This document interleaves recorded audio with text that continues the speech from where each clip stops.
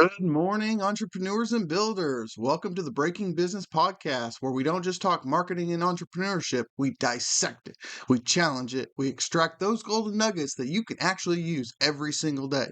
Business is in your blood, and I'm here to make it boil. I'm your host, Dr. Wood. Now let's break it down and build something great. I heard a phrase the other day, being your own boss doesn't mean you're free. It just means that you're responsible in terms of your business.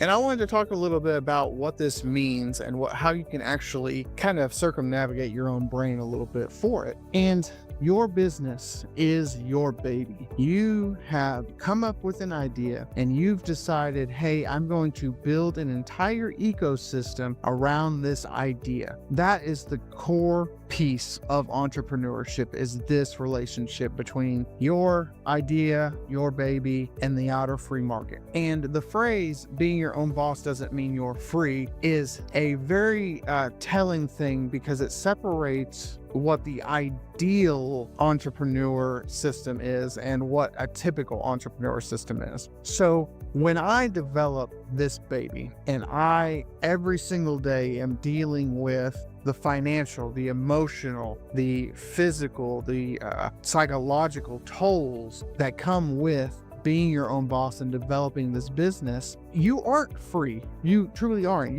The title of boss, the title of owner means nothing. You are not the boss. You are not in charge. You are actually beholden to others and to other customers, to your audience, to the bank, to even the dollar, if your savings. You are beholden to somebody else. You cannot think you are the boss, you are the man when you first start entrepreneurship, or you're going to get stuck into the cycle of paying yourself to the degree at the detriment of your own business, your own baby. You have to invest time, effort, energy, money all into this baby to make it grow. Otherwise, your idea dies, right? You need to be, in the same way that you are developing as a parent, you need to develop a sense of responsibility towards this business, similar to how you would be responsible for a baby. I can't let the baby crawl on its own and it be 100% safe.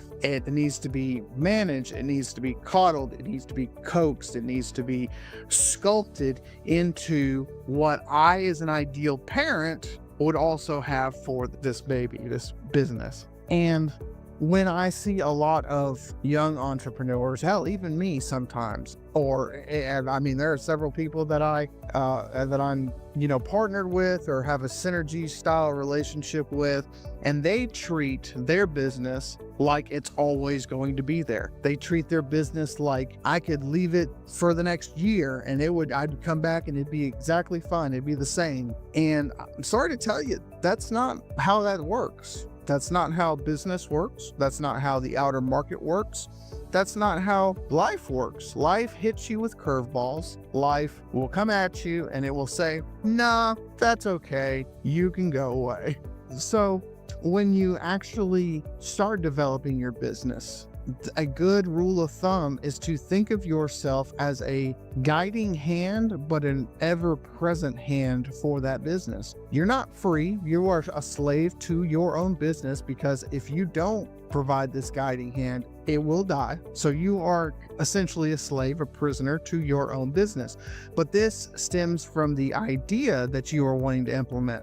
If it's the idea of profit, if it's the idea of vision, if it's a goal, overall goal that you are trying to achieve utilizing this business as a medium, you are not free, but there is that, not risk versus reward, but the payoff. The juice is worth the squeeze in the long run if you focus on the ideals, you focus on the business more than you focus on the title or the power or the concept around what it means to be the boss or the owner of this business. Now, obviously, everybody's experience is going to be vastly different, and the age of the business is also going to dictate your ability to feel like the boss and buy back your own time. And eventually, you'll get into this spot where you're passively, i.e. passive income, any of that stuff, Passively, it's running because you've created this system. You have nurtured this baby to its teen years. And now you can say, alrighty, I'm only going to do this amount of stuff, but you are responsible for the rest of it. And you are able to pass on this responsibility to other people in the organization, other people in that business's life cycle. And then you are more free. You're still not completely free, but you are more free in the sense of you will have more time, you will have more energy, you will be able to let go of certain processes and know that when you come back, it will be okay. So when you are developing this business, or when you have this idea about how business should be and coming into developing a business, come at it like the same way that you would come at being a parent. It will help you understand the various nuances that come with your own title in relationship to that business. There are several entrepreneurs and several gurus that always talk about being the CEO, the owner, the entrepreneur is the person that wears the most hats. You are the financier, you're the operations guy, you're the leader, you're the vision, you're the HR, you're all of it. And that is very similar to what point I'm trying to get across in this video.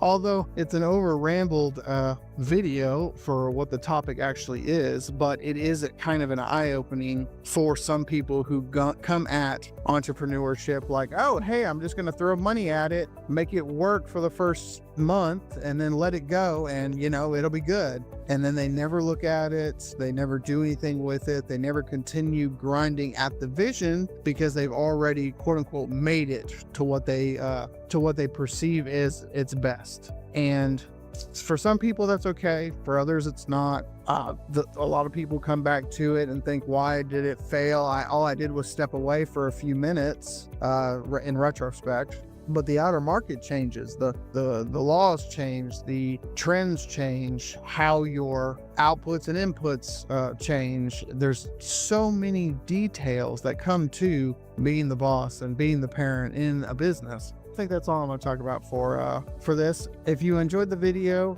enjoy any of the videos, please like and subscribe. If you would like to leave your opinion below, I would love to hear what your thoughts are about being the owner and boss, and where do you think in your business, at what point do you believe that you're free from that business, or from the point of, I guess, when you're no longer the parent and you can reap the rewards of entrepreneurship?